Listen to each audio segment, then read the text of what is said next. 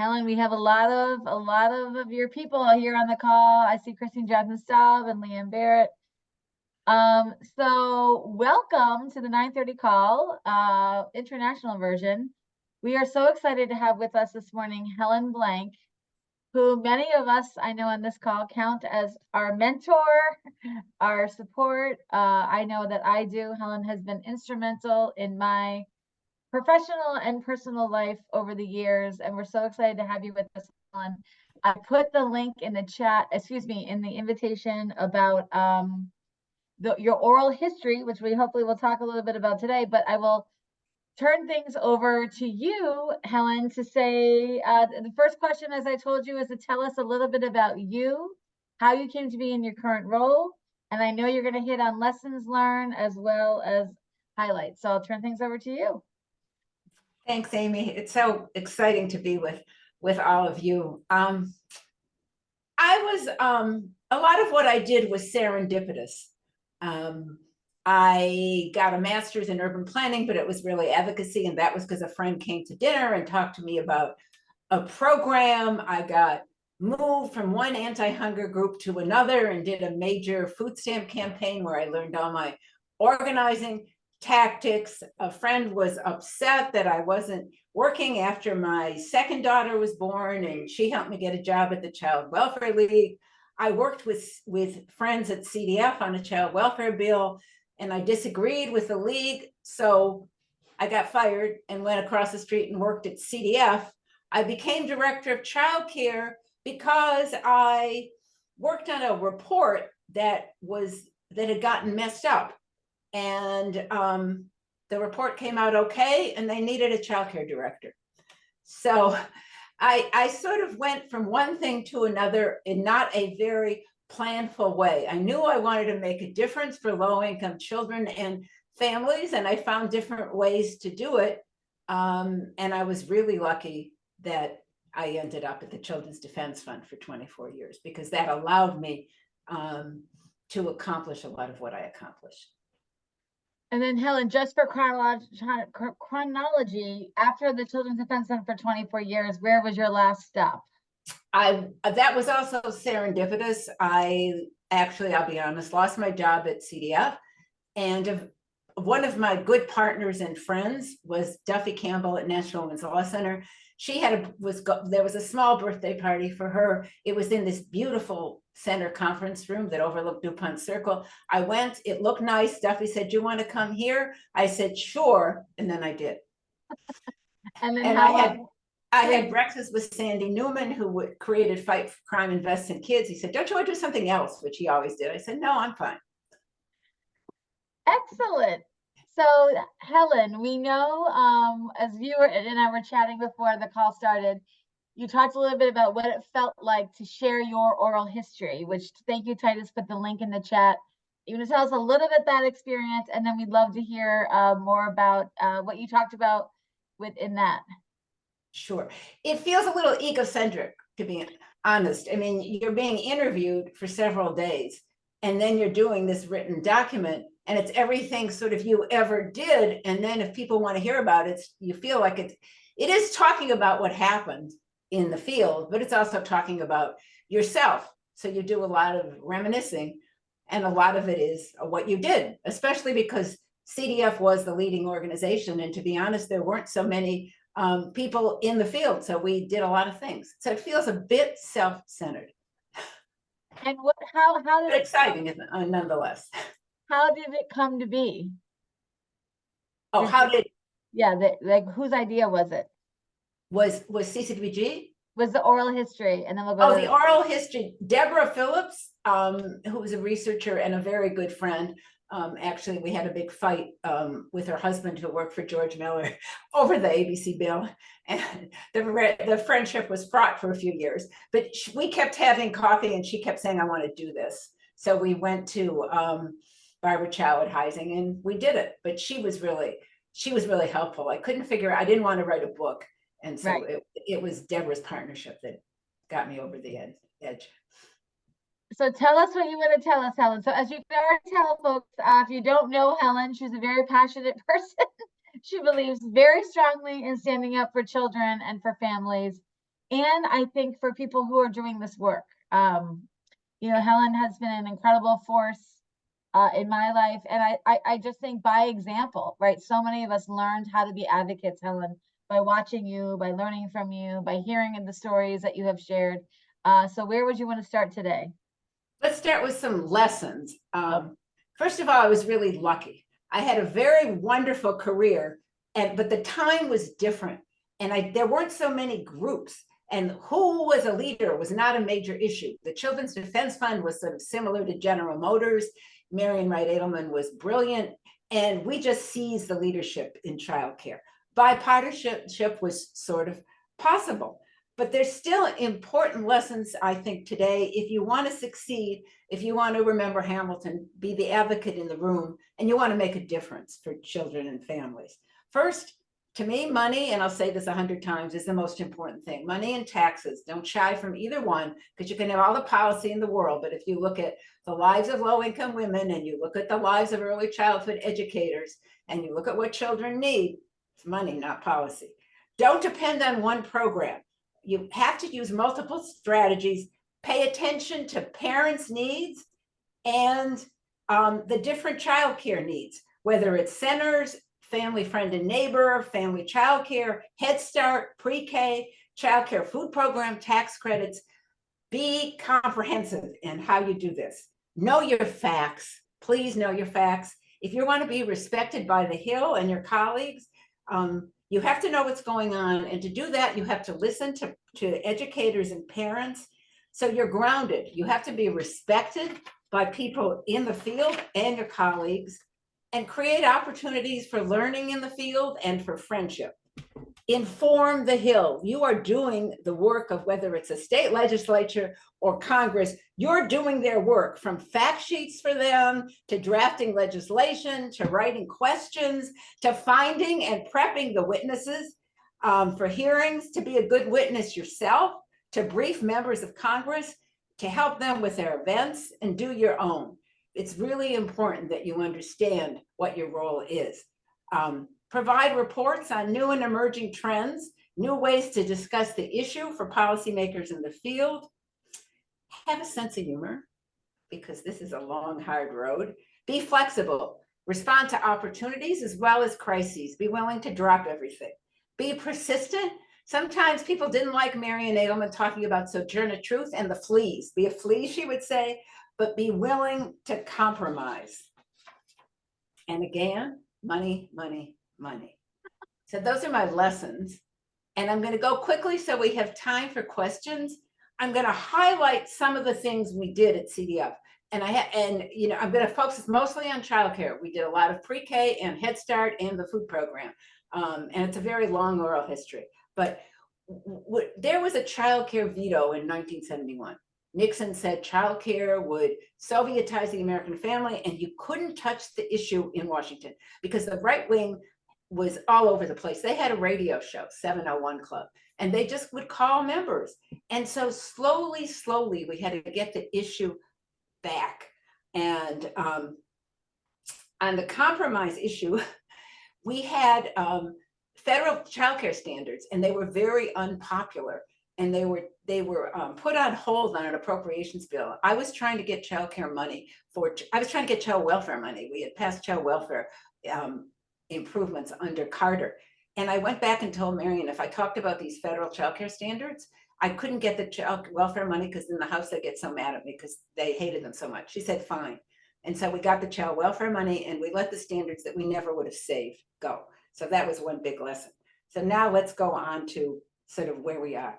President Reagan cut $10 billion out of children's programs, and he cut the Title 20 Social Services Block Grant, which was the major source of childcare funding. So what did we do? We did our first state childcare study, and it looked, Karen Schulman, who many of you know, was over last week. I said, well, it looked like the same thing. It showed co-payments when wait lists grew, rates went down. One reporter said, what do you mean? Delaware only cut 1,000 children. I said, that's half the children they serve. So we did a study. I wasn't the greatest researcher, but we did it. We did a program that we made up with my husband and I made up, called Child Watch, where we partnered with the Junior League and other organizations, but the Junior League was a major partner. And they looked at the impact of these cuts on childcare and other welfare, child welfare across the country.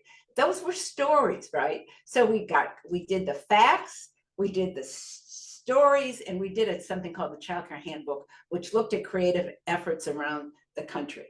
So those were, we sort of laid the groundwork, and we used the cuts to get an increase back in Title 20 with a great Republican senator from Leanne, from Rhode Island, with John Chafee. I'm not going to describe what we did there. I'm going to talk about next the campaign to get Child Care and Development Block Grant, since that is what everything now rests on.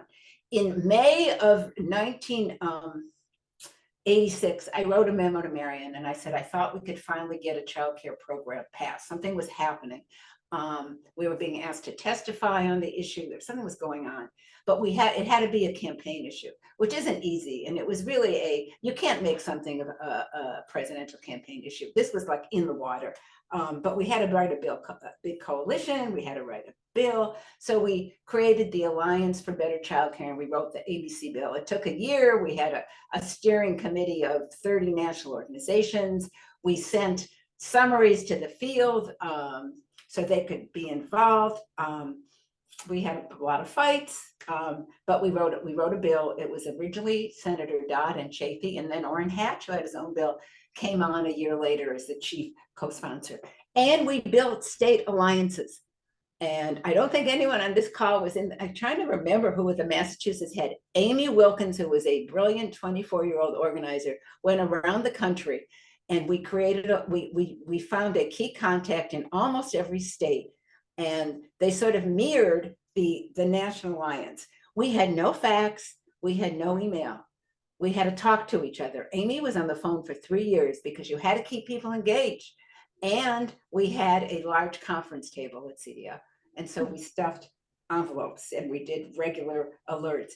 The key contacts, we had keys, number 1s, 2s, and 3s, which how you organize, could tie up the phones of the Senate Majority Leader through telephone trees. That's what we had. We had events. We had press outside the Capitol. We thought the governor of Vermont, and I'm kidding, was going to faint in the heat. We had little cars that were shipped to every senator, and they said this car has more standards than the child care center that owns it. People had millions of postcards.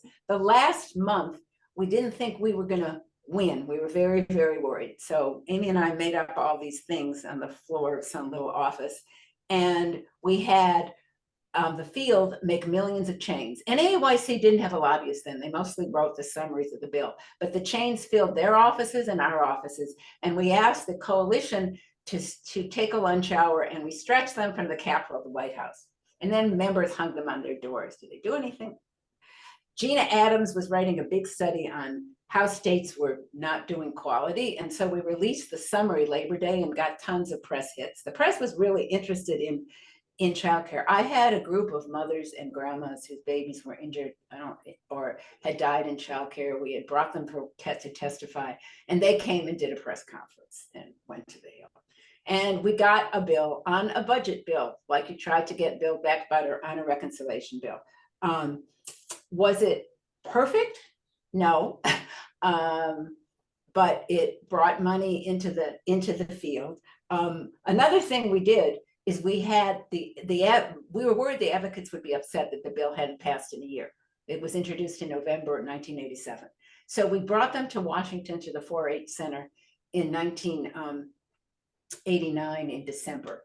And we did, how to lobby. Patty Siegel, a wonderful advocate from California, she in that exercise convinced an editor at the Washington Post how important childcare was. She didn't need any lessons. We brought them to Marion's in a bus. Marion lived on Newark Street in Washington, and it was icy cold, but we brought them for dinner with all the Hill advocates. That's basically to pep them up. And that was the beginning of the state advocates meeting that were run by CDF and then the center, where no funders were allowed. And we had those meetings every year except for one.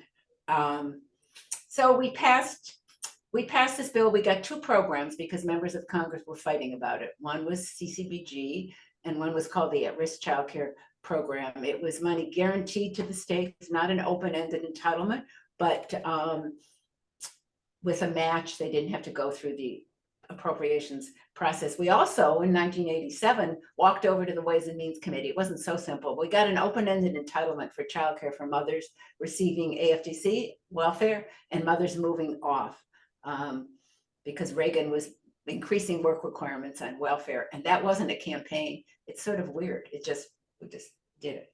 So after that, we had mostly we called it a block grant so Bush would sign it. It was sort of a block grant, but it was for childcare, but there's a lot of flexibility. So we wrote something called the Yellow Book, and we mimeographed 25,000 copies, and we sent them all around. And the states, we went to the states and told them what they had to do because they thought we gave them the money. There were regs. You all have just got new CCBG regs. They weren't so hot. So what do we do? Again, remember, it's a different era. We got editorials in the Washington Post, in the New York Times, in the LA Times, saying free the states, because what happened was he wanted the regs would tie up the states and make it hard for them to regulate quality and do some other, quote, bad things. So we had a big regs fight.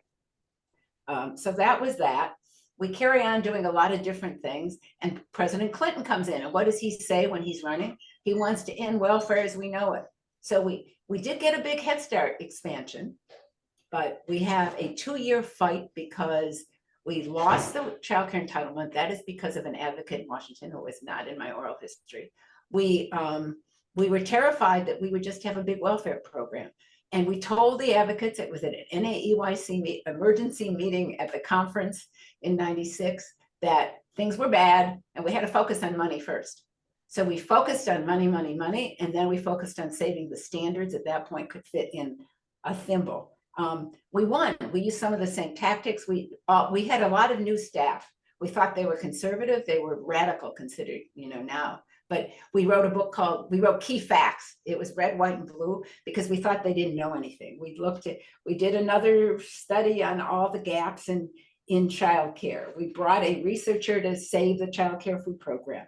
And we won. We sort of won. We lost an income entitlement to families. And we felt a little guilty because Clinton, in his message of why he signed the bill, said childcare, because we preserved the standards and because we got money. So we got a $4 billion increase over 5 years, and you could transfer TANF money to childcare. So we won. And then we got a big childcare increase on a tobacco bill. No, after a tobacco bill. I'm not going to explain any of that because we're running out of time. We created the first email newsletter at CDF. We did the first report on the high cost of childcare. Maybe that's a mistake because it just focuses on how expensive childcare is and you have to explain yourself. We did a report on childcare and Head Start programs, which was the precursor to pre-K partnerships. And we created emerging leaders. Amy and Christine and Amy Kay, many of you were in it. We looked around, and actually Nicole Persh, who was a younger staff person, looked at me and said, "You're all so old, and you're hogging the field, and we can't get anybody new, and we needed to pay attention to the future." And it was sort of controversial. Some of the old leaders, 2 of them from Massachusetts, told us that the emerging leaders wouldn't work as hard, and they hadn't been through the civil rights movement. What are we doing? Because when you look at the faces of emerging leaders, you sort of see what's going to yourself. So it is a little frightening. And we sort of made up this program, and we got over 200 applicants. And we thought, well, we're not going to get any the next year and the next year. They kept coming. We did personal leadership training. We did press. We did media training. We did the history of childcare. And they came to Haley Farm in Clinton, Tennessee, and sat in rocking chairs. And it was very lovely. I remember sitting on the porch with Amy Kershaw, and I won't go into the whole story, but we did look quite the same. I remember Amy, was it the second class? I think he was the first class. I think Amy, Gina Dickey's. Amy was the first class, but were you the second? Oh, no, Helen, I got rejected from the second class, and then I got accepted into the third class in 2001 because there were always so many people from Massachusetts, is what you told me. There were, but she left Ellis Memorial, where she was a fabulous director and became the great advocate she is today.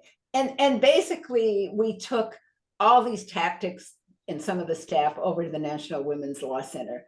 where we had a CCBG reauthorization, and we got this crazy increase in childcare in the Trump administration, which was also quite serendipitous, but the result of progressives, not the result of anything bipartisan. So I'm going to stop and leave you 7 minutes for questions. Wow, Helen, that was so much history. And I will encourage you, as Helen said, it's a written oral history, but I mean, when you think about the history, and Amy is adding the chat, so much of what you fought for, what you had the vision of, is what we rely on today. And to your point about sometimes it can feel frustrating because the same questions and studies that you did 30 years ago, we're still looking at now. And Helen, I think when you do think about the Emerging Leaders Fellowship, so it ran for a number of years. Your first year you went to Haley Farm, and then there was a spring convening in Washington, D.C. That's where I saw Amy Kershaw, and that's how I got to Strategies for Children. And so we've often talked about, if you plotted all the people that came through Emerging Leaders, kind of where they have ended up. When I started at Emerging Leaders, somebody asked me about CCDBG in Massachusetts. I said, oh no, we don't have that, because that's not what we called it here, but we did have it here. But I do think, and I'd love other folks on the call to add things to chat, or if you want to come off mute. I think Helen, and we know that the history of childcare, there's, like you said, there's the policy history, there's the money history, and there's the people history. And how incredible to think of this opportunity for you to look back when you talk about phone trees and not having email and faxing things. A phone tree, for those of you who are not from Generation X or above, you would literally have everyone's phone number, and I would call Amy Kay, Amy called Kim Davenport, Kim Davenport would call Donna Danette. So that's how we had to get the word out. Helen, as you think about kind of these lessons and you think about where we are today, what do you look back and say, wow, we really got that right? And what do you look back and say, wow, I wish we kind of got that wrong?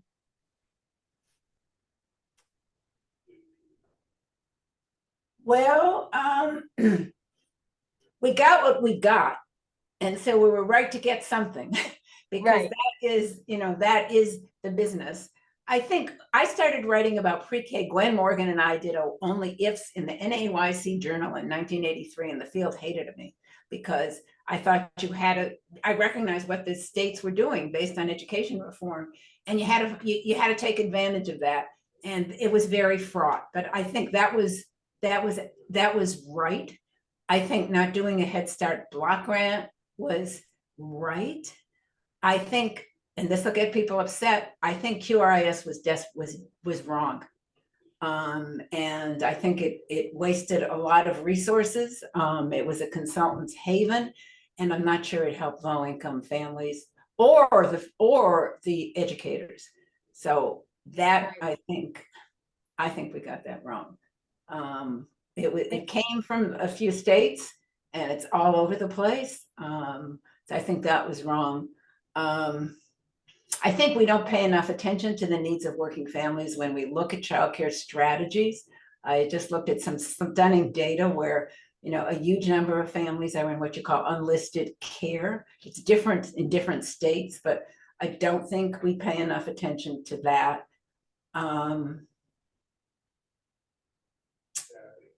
I think people who won't work on taxes got it all wrong.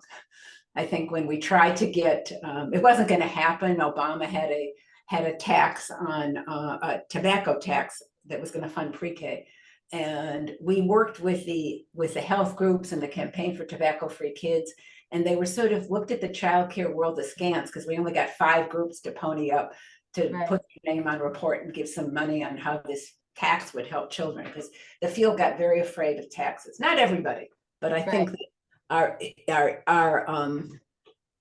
I think bipartisanship is important, but I think when you're not getting anything from it, it's not worth spending so much time on it. I think you've got to start out with a strong position, but you have to be willing to compromise. I just have to share that Leanne adds the story. I remember talking to Helen after Gwen Morgan died, who I worked with for 9 years at Work Family Directions. Helen said everyone said Gwen was the Pope of childcare, and Helen was the rabble rouser, Jesse Jackson of childcare. That was Roger Neugebauer in Boston. I was gonna say, I remember you telling that story at a WheeLock conversation too. Amy or Gina or Christine, anyone who's kind of been in this orbit, want to share anything? Amy K, reflection. Helen, we want your advice for the future state. Where things are, coming out of the pandemic, we haven't really talked about sort of the moment that early education and childcare is having right now. And how do we keep the momentum? How do we take advantage of the moment in time that we have? How do we stay together as advocates, as pre-K grows and in our school districts, same as 1983, fraught as it was then. So what advice do you have for us going forward, Helen? My husband just found Jim, I can't remember his name, from Ford, who funded this meeting where Marion was supposed to meet Al Shanker at Spring Hill and she come, and I had to debate him. I think we still have to be welcoming to everybody to make this work, because it is so challenging. I think we have to pay attention, here's something radical, to the for-profit industry. When I go back in history, I know there were a lot of things going on with Build Back Better. I think you're not going to get something, maybe it's different in Massachusetts. They're very powerful. And so you can't go around them. I think we have to pay attention to 0 to 13. When you say for-profit, are you saying they need to be part of the ally? They have to be an ally, or that they at least can't oppose. If they don't like it, it's not going to work. It may work in some states. It certainly may, but it won't work in many states, or it won't work at the national level. I mean, you have to look at what's out there and well, there are a huge number of families being served by those programs. That's right. And so they're going to have an opinion. And if you run counter, you could be in trouble. I think you have to pay attention to the needs of school age kids. And if you look carefully, most of them are served in CCBG nationally, because the school age 21st century program just didn't grow at all. And that's where the kids are. And I don't think you can cut them out. I understand the 0 to 5 frame, but I think sometimes it's damaging. So I think you have to look at families as you go forward. I don't think a federal pre-K bill, but maybe it'll happen, I could be wrong, is in the future. I think it's complicated. I think it's complicated with a $12 billion Head Start program. And it seems to do better in states. And maybe, because maybe we should leave it there, because I don't know how much. And I also, I mean, this has nothing to do with the fact. So Helen, pre-K, I feel like the landscape we're navigating is pre-K both at the state level, but also locally as districts figure it out, and making sure that we're doing everything we can to protect the sort of very diverse and rich mixed delivery system in the context of pre-K. So any thoughts on that too? Well, I think highlighting, how it works better for. Here's the question. I think highlighting it, I was going to say highlighting it how it works better for families. But sometimes when you sit back, if a pre-K program in a school ends at 2 and offers an after-school program, maybe that's working too. I mean, I think you have to be careful about how we talk about it. But I think if you have to stay together on mixed delivery, and some of it depends if the schools have empty classrooms. It's challenging, right? But talk about how you can serve babies and 3 and 4 year olds, and how it's easier for parents. I think also you can't forget the childcare needs, and you have to remind them about after school and summer, that they can't just do a pre-K program. And so they have to keep, I think it is important to look at the economics of childcare and what happens when the 3 and 4 year olds go. But I think it's really challenging because DC has mostly pre-K in the schools. It didn't have a strong community-based system. And I have to admit, parents love it because they get free, it's universal. So they get it for their 3 and 4 year olds for a full school day. So I think it's challenging. That equity, someone shared in the chat, like they hear equity, in your journey, equity, inclusion, and diversity in your advocacy journey. And I think this also this is making me think that we need to have a kind of an hour-long webinar with you to review have a reading assignment that everyone reads the oral history, and then everybody comes for an hour. Maybe we get the emerging leaders to host it, because I think so much of what we are doing now and fighting, we are standing on the shoulders of people like you, Helen, who kind of without a roadmap, working with other coalitions and other issue areas, really you are the origin story of why we are fighting, and how all these policies that are in place that you wrote, that you debated, and that you testified on. I put the link to you was how many times you're on C-SPAN, kind of defending young children at a time, I think, where there was not the agreement that we have now about how important young children, are, not just in economic terms, but as child development. So Helen, we're a little past time, but one thing, anything else you can share with us today is we have other states on the phone, but we know, thinking about Massachusetts, we're in the middle of our state budget process and our legislative session. Can you give us a few pieces of advice and things to think about? Well, when I watch what Amy sends, I think you're doing great. I mean, having watched Massachusetts all the years, you are pushing this issue. And it is, it's complicated. I remember when Mass Advocates fought a pre-K program. So, you've got to be in all sorts of places at the same time. And I think just keep putting one foot in front of the other. It's hard work. This country doesn't like government, child, whatever it is. So it's always a fight, but you have each other. And I think, we're all blessed to be able to do what we're doing. I hate it when Marion used the word servant leaders, but, to be able to work with so many people who share our goals. And it's a long slog. And, you just have to keep doing it. And, it's never going to be 100% right, but you do the best you can, and you're doing really well. So keep it on. Helen, Ryan Gold added, thank you, Helen, #Monday morning inspiration. We always say we find the inspiration. We never know we need it on the 9:30 call. I think we should certainly plan part 2 or 3, as Gina Dickey has shared in chat with me. Helen, I can't thank you enough for joining us today. We'll make sure everybody has the link to your oral history. If you Google Helen, I mean, she could never cover all that she did in 30 minutes, but she really has been the cornerstone of so much of what we're doing today. Thank you, Helen. Lots of appreciation. I will send you the chat so you can see all the messages from folks in Massachusetts and across the country. We recorded it, so we'll send you the link. Folks in Massachusetts on the 9:30 call, we will hear from Charlotte Bruce tomorrow. Helen from the Healthy Family Tax Coalition, which we have been working with, and they have been doing incredible things for young children. So lots of love in the chat. Helen, thank you so much for joining us today. Thank you, Amy. Thank you all. This was the biggest treat. I miss you all. You're doing great. We miss you. Thank you, Helen. Thanks. Come for lunch. Take care. Thank you all.